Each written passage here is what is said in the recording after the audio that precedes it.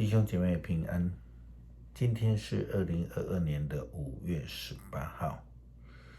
今天的经文是诗篇133篇，利未记19章9到18节，路加福音第10章25到28节。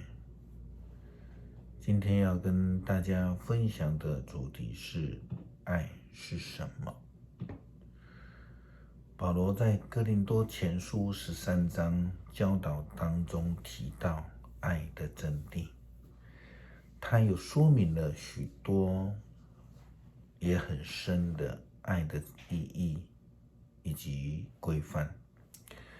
基本上就如同在结尾的地方他所提出的不会做见不得人的事，不求自己的益处，不快生气，不会怀恨，不爱不义，是爱真理。仁爱会包容一切，对一切有信心，对一切有盼望，对一切有耐心。爱是永远同在。基本上爱是不求自己的益处，是求别人的益处。如同我们昨天提到这个同理心一样，这个就非常的重要。这是所谓人饥己饥，人逆己逆这样的精神。进一步来说，其实这就是一种爱的表现。在法国一位著名的艺术家米勒，他的一幅名画《10岁》，就是由他开始跳脱了过去艺术家总是成为这个皇家啦、贵族服务的创作形态这种对象，他们开始着重于一般人民的生活。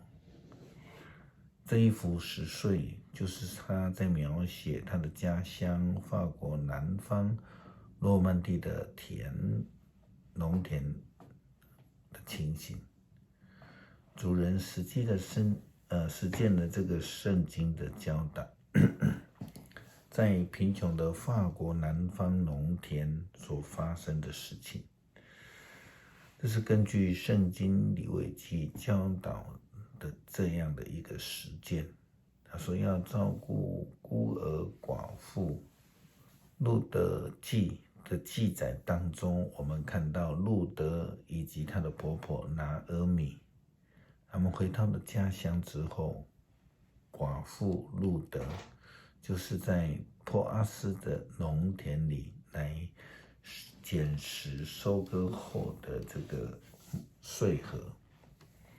那我们也看到圣经的教导，圣经说，你们收割的时候不要割到田边的谷物，也不可回头捡拾掉落的穗子。你们不可摘光葡萄园的葡萄，也不可捡拾落在地上的葡萄。你们要把这些人给穷人和外宾。我是上主你们的上帝。就同理心的角度来看，这是需要真心从这个需要的人的角度去做完全的需求规划跟思考，这就是爱。当然许多其他的行为宗教以外似乎很少看到。圣经说不可偷窃，不可欺负，不可撒谎。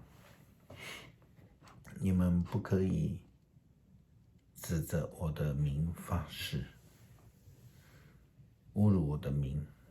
我是上主你们的上帝。你们不可剥削或抢夺，你们不可剥削或抢夺同胞，不可延迟付工人的工钱，即使一夜也不可以，不可咒骂妻子，也不可阻碍盲人的路，使他跌倒。你们要敬畏我，我是上主你们的上帝。你不可歪曲正义，不可偏护穷人，也不可讨好有权势的人。你们要公正评断同胞，不可到处去搬弄是非，不可危害同胞的性命。我是上主，你们不可怀恨罪人，要坦白地指责你的同胞的错误，免得自己落入罪过。不可报仇，不可埋怨本国的同胞，要爱自己的乡人、邻人，要爱自己一样。我是上主。虽然有其他的说法，可是原则上只有一个，那就是接纳自己的邻人像爱主一样。一位律法教师来试探耶稣说：“老师，我们该做什么才能得到永生呢？”耶稣基督回答说：“在法律上说的是什么？你是怎样解开的呢？”那一位故意把试探耶稣的法律来回答。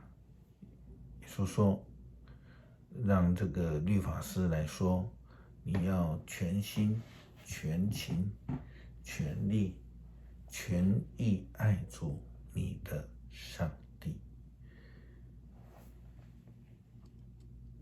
又要爱邻人，就像爱自己一样。”耶稣在回答他说：“你说的对，照这样行，就可以得到永恒的生命。”问题来了，这是一位专门教导律法的老师，虽然懂得圣经的教导，但是却用来试探耶稣，或是我们说来挑战信仰，这样的人得不到永生的应许。凭什么呢？因为他只有停留在知道而不愿意付出这样的一个情况。当然那不是真爱。耶稣基督的教导是尽心、尽性、尽力、尽意，或说全心、全意、全力。原文的意思是说，你到全部到这来爱上帝，来爱人，这就是真爱。再谈到美国加州尔湾教会基督长老教会枪杀的事件，这是一个仇恨的凶杀案，违反了保罗告诉我们的原则，不求自己的益处。对于尔湾教会现场目击的凶姐当事者受害者受伤的人以及家属们而言，我们所要知道的是如何的付出适当的关怀行动，说要认真的思考了。别人让我们成为一位在伤口上撒盐巴的人，如今却成为有真爱的人，求主帮助，求主安慰扶持。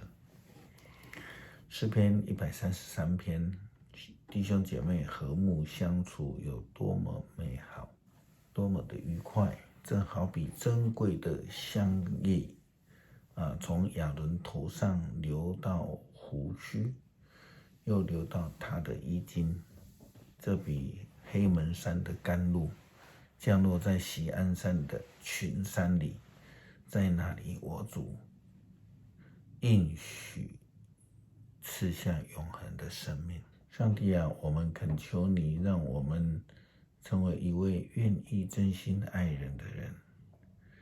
我们特别为尔湾教会所发生的枪击事件祷告，对于受害者家属、受难者以及目睹的人们，他们需要主你的医治、保守以及安慰。